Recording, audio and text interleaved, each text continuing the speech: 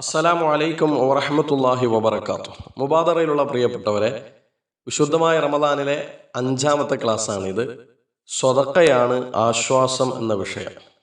സ്വതക്ക ആശ്വാസമാണ്. അബൂ ഹുറൈറ റളിയല്ലാഹു അൻഹുവിൽ നിന്ന് നിവേദനം ചെയ്യുന്ന ഹദീസ്, നബി സല്ലല്ലാഹു അലൈഹി വസല്ലം തങ്ങൾ പറയുന്നു, മാമിൻ യൗമിൻ യുസ്ബിഹുൽ ഇബാദു ഫീഹി ഇല്ലാ മലക്കാനി യൻസിലാനി.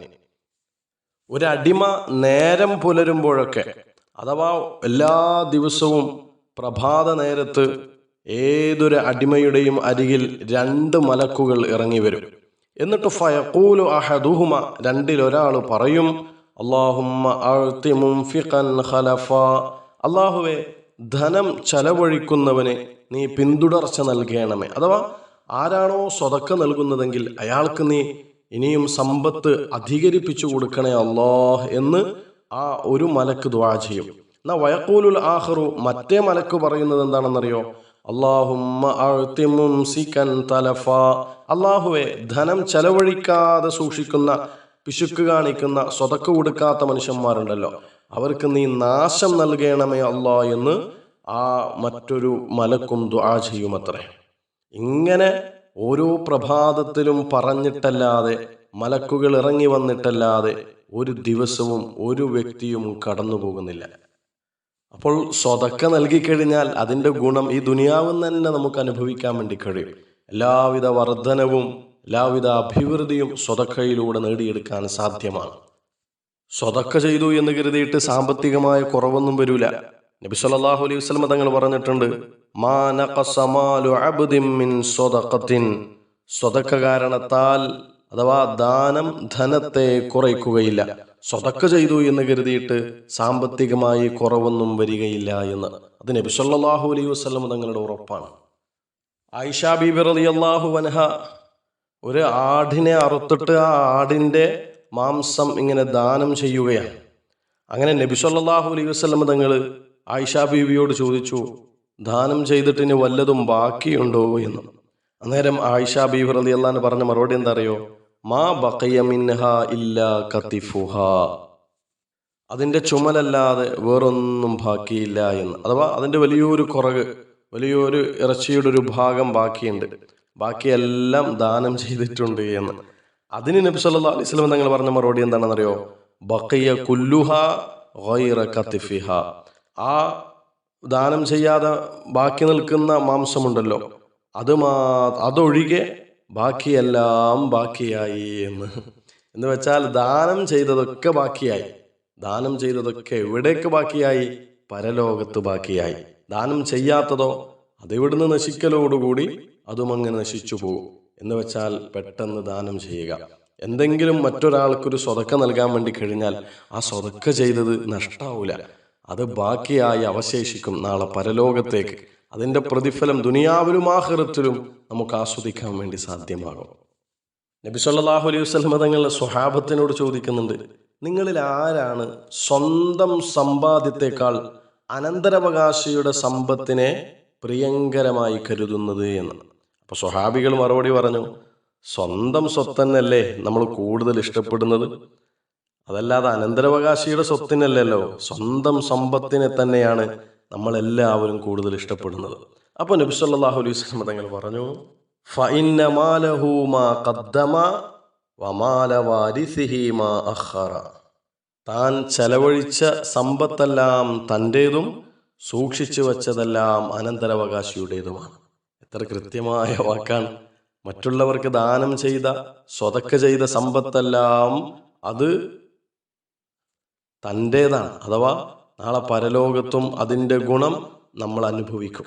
എന്നാൽ സൂക്ഷിച്ചു വെച്ചത് അത് നമ്മൾ മരിക്കലോടുകൂടി അതിൻ്റെ അവകാശം അതിൻ്റെ അനന്തരാവകാശികളുടേതായി മാറി. മരിക്കാൻ വേണ്ടി പോകുന്ന സമയത്ത് ഒരാളുടെ കയ്യിൽ 1000 രൂപയുണ്ട് എന്ന് സങ്കല്പിക്കുക. അതിൽ 100 രൂപ അയാൾ സ്വതക്ക കൊടുത്തു, ശേഷം അയാൾ മരണപ്പെട്ടു. അങ്ങനെയാണെങ്കിൽ ആ 100 രൂപ അതിൻ്റെ ഗുണം അയാൾക്ക് നാളെ പരലോകത്ത് അനുഭവിക്കാൻ വേണ്ടി കഴിയും. ബാക്കി 900 അത് അതിൻ്റെ ഇയാൾ മരണപ്പെടലോടുകൂടി അനന്തരാവകാശി ആ 900ൻ്റെ അവകാശിയായിട്ട് മാറി. ജീവിച്ചിരിക്കുന്ന സമയത്ത് എന്തെങ്കിലും ദാനം ചെയ്യാൻ, ഏതെങ്കിലും ഒരു പാവപ്പെട്ടവനെ സഹായിക്കാൻ കഴിഞ്ഞാൽ അത് തന്നെ ബാക്കിയായിട്ടുണ്ടാവുകയുള്ളൂ.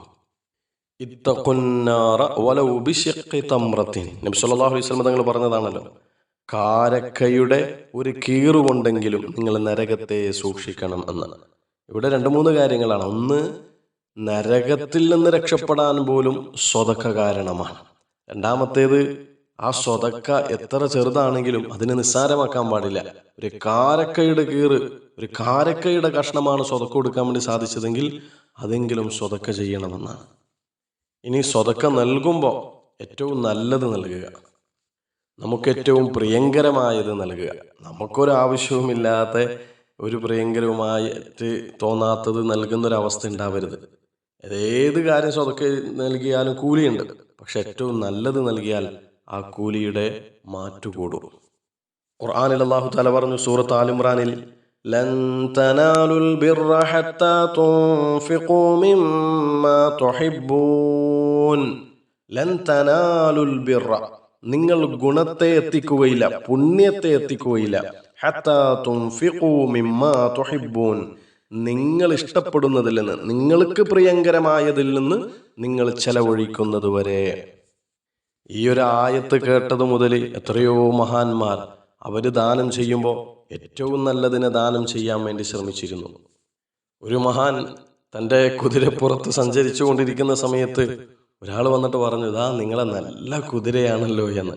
അന്നേരം മൂപ്പര് കുതിരപ്പുറത്ത് നിന്ന് ഇറങ്ങുകയും ആ നല്ല കുതിരയാണ് എന്ന് പറഞ്ഞ ആ മനുഷ്യന് ഈ കുതിരയെ സ്വതക്കയായി നൽകുകയും ചെയ്തു. അപ്പോൾ ഈ മഹാനോട് ചോദിച്ചിട്ടുണ്ട്, അതെന്തിനാണ് അങ്ങനെ നൽകിയത് എന്ന്. അപ്പോൾ പറഞ്ഞ മറുപടി, ഖുർആനിൽ അല്ലാഹ് പറഞ്ഞിട്ടില്ലേ, ലൻ തനാലുൽ ബിർറ ഹത്താ തുൻഫിഖൂ മിമ്മാ തുഹിബ്ബൂൻ, നിങ്ങൾക്ക് ഏറ്റവും പ്രിയങ്കരമായതിൽ നിന്ന് നിങ്ങൾ ചെലവഴിക്കുന്നത് വരെ നിങ്ങൾ പുണ്യത്തെ എത്തിക്കുകയില്ല എന്ന്. അപ്പൊ എനിക്ക് ഏറ്റവും പ്രിയങ്കരമാണത്, അത് ഞാൻ അള്ളാഹുവിന്റെ മാർഗത്തിൽ ചെലവഴിച്ചു എന്ന്. അങ്ങനെ അള്ളാഹുവിന്റെ മാർഗത്തിൽ ദാനം ചെയ്യുന്നവർക്ക് എന്തെല്ലാം സൗഭാഗ്യങ്ങളാണ്.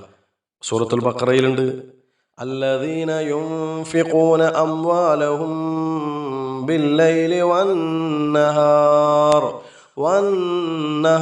سرا وعلانية فلهم أجرهم عند ربهم ولا خوف عليهم ولا هم يحزنون. الذين ينفقون أموالهم بالليل والنهار, രാപ്പകലുകളിൽ, സിർറം വഅലാനിയത്തൻ, രഹസ്യമായും പരസ്യമായും, രാത്രിയിലും പകലിലും സ്വന്തം ധനം ചെലവഴിക്കുന്നവർ, അഥവാ സമ്പത്തിനെ അല്ലാഹുവിന്റെ മാർഗത്തിൽ ചെലവഴിക്കുന്നവർ, സ്വതക്ക നൽകുന്നവർ, ഫലഹും അജ്റുഹും ഇൻദ റബ്ബിഹിം, തങ്ങളുടെ രക്ഷിതാവിങ്കൽ അർഹമായ പ്രതിഫലമുണ്ട്. അവർക്ക് അല്ലാഹുവിന്റെ പക്കൽ വലിയ പ്രതിഫലമുണ്ട്. വലാ ഖൗഫുൻ അലൈഹിം, അവരുടെ മേലൊരു ഭയവും ഉണ്ടാവുകയില്ല. വലാഹും യഹ്സനൂൻ, അവർ ദുഃഖിക്കുകയും ചെയ്യേണ്ടി വരികയില്ല. നമുക്ക് ദാനം ചെയ്യാം, അതിൻ്റെ ഫലം നമുക്ക് അനുഭവിക്കാം. അല്ലാഹു പറഞ്ഞതായി നബി സല്ലല്ലാഹു അലൈഹി വസല്ലം തങ്ങൾ പറയുന്നു, അംഫിഖ് യബ്ന ആദം യുൻഫഖ് അലൈക്. മനുഷ്യന്മാരെ, നിങ്ങൾ ചെലവഴിക്കുക, എന്നാൽ നിങ്ങൾക്ക് വേണ്ടിയും ചെലവഴിക്കപ്പെടും. സമ്പത്ത് നൽകിയാൽ സമ്പത്തിൽ വർധനവുണ്ടാവും. നമ്മളൊരാളെ സഹായിച്ചാൽ നമ്മളെ സഹായിക്കാൻ പലരുമുണ്ടാകും. മറ്റൊരു ഹദീസിൽ ഇങ്ങനെ കാണാം, ലാ തൂക്കി ഫയൂഖാ അലൈക്, നീ പിശുക്ക് കാണിക്കരുത്. നീ പിശുക്ക് കാണിച്ചാൽ നിന്നോടും പിശുക്ക് കാണിക്കപ്പെടും. അല്ലാഹുവേ, നിന്റെ മാർഗത്തിൽ ചെലവഴിക്കാൻ ഞങ്ങൾക്ക് നീ തൗഫീഖ് നൽകണേ അല്ലാഹ്. ആമീൻ ബിറഹ്മതിക യാ അർഹമർ റഹീമീൻ. നിർത്തുന്നു. അസ്സലാമു അലൈക്കും വറഹ്മത്തുള്ളാഹി.